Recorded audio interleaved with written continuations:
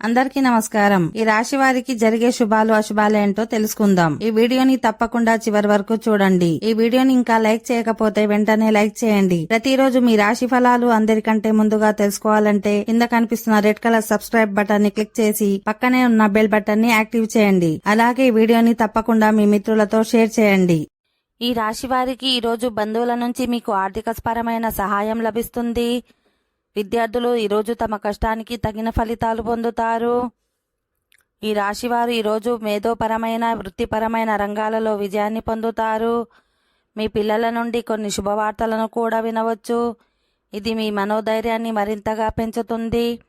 కుటుంబంలో ఏదైనా గొడవలు జరిగితే అది ఈ రోజుతో ముగిసిపోతుంది.